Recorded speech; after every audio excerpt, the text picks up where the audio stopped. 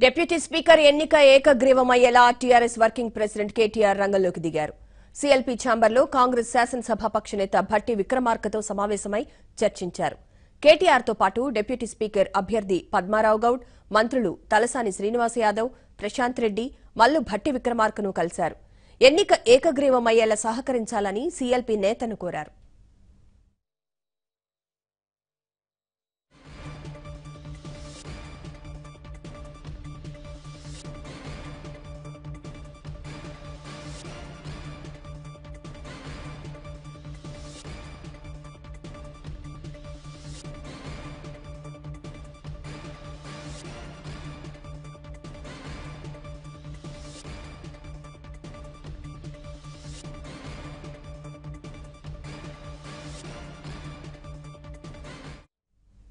Deputy speaker గా Padmarao Goud nomination వేశారు. మరింత సమాచారాన్ని మా ప్రతినిధి జయసారథి అందిస్తారు. సారథి, ఏకగ్రీవమైనట్లేనా?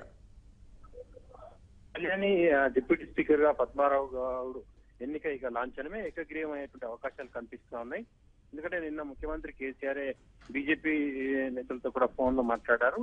ఆ తర్వాత ఈ రోజు ఉదయం వర్కింగ్ ప్రెసిడెంట్ కేటీఆర్ సిఎల్పీ కార్యాలయంలో డిప్యూటీ సిఎల్పీ నేత భట్టి విక్రమార్కతో సమావేశమై డిప్యూటీ స్పీకర్ ఎన్నికకు సహకరించాలి, ఏకగ్రీవంగా పద్మారావును ఎన్నిక వేసేందుకు సహకరించాలని కూడా కోరారు. అయితే ఆయన భట్టి విక్రమార్క టీఆర్ఎస్ ప్రతిపాదనపై పార్టీ అధ్యక్షునితో చర్చిస్తామని చెప్పారు. మీరు కూడా పార్టీ అధ్యక్షునితో కూడా మాట్లాడాలని సూచించారు. ఈ నేపథ్యంలోనే కేటీఆర్ ఉత్తమ్ కుమార్ రెడ్డితో కూడా అసెంబ్లీ లాబీల్లో సమావేశమైన తర్వాత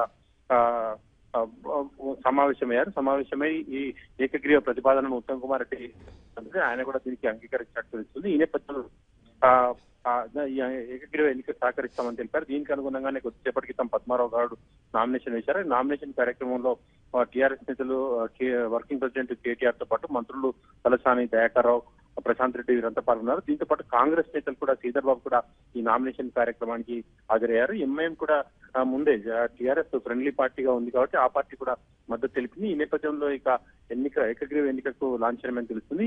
ఈ నామినేషన్ ప్రక్రియ ముగిసిపోయింది కాబట్టి ఈ రోజు సాయంత్రం వరకు ఎలాంటి నామినేషన్ దాఖలు కాకపోతే ఎల్లుండి ఉదయం, అంటే రేపు అసెంబ్లీ లేదు, సోమవారం నాడు మరి అసెంబ్లీ ఉంది. ఆ రోజు ఉదయమే డిప్యూటీ స్పీకర్ ఎన్నికను అధికారికంగా ప్రకటిస్తారు. దాంతో ఏకగ్రీవం అయ్యేటువంటి అవకాశం కనిపిస్తోంది. ఇప్పటి వరకు అటు ఎంఐఎం గానీ బీజేపీ కానీ సభలో ఉన్నటువంటివి టీఆర్ఎస్ కాకుండా 3 పార్టీలే ఉన్నాయి, కాంగ్రెస్, ఎంఐఎం, బీజేపీ. దీంట్లో ఎంఐఎం, బీజేపీ ముందుగానే అంగీకారం తెలిపాయి. ఇక కాంగ్రెస్ కూడా ఈ రోజు తెలపడంతో అదే టీడీపీ కూడా ఉంది. అయితే టీడీపీ నుంచి మాత్రం ఎలాంటి ప్రతిపాదన, టీడీపీ నుంచి కూడా అలాంటి ఆసక్తిగా కూడా కనిపించడం లేదు. టీడీపీతో కూడా కేటీఆర్ అలాగే టీఆర్ఎస్ పార్టీ నేతలు మాట్లాడినట్టు తెలుస్తుంది. ఈ నేపథ్యంలో ఒకే ఒక నామినేషన్ దాఖలు అవుతుంది కాబట్టి ఇక పద్మారావు గౌడ్ ఎన్నికను ఏకగ్రీవంగా ప్రకటించబోతున్నారు. అది కూడా సోమవారం ఉదయం ప్రకటిస్తారు. దీంతో డిప్యూటీ స్పీకర్ ఎన్నిక ప్రక్రియ కూడా పూర్తయిపోతుంది. అదే రోజు డిప్యూటీ స్పీకర్ ఎన్నిక ప్రక్రియ పూర్తి కాగానే ఆయనకు కృతజ్ఞతలు కూడా తెలిపేటువంటి తీర్మానం కూడా ప్రవేశపెట్టబోతున్నారు. కళ్యాణి. Thank you Sarathi.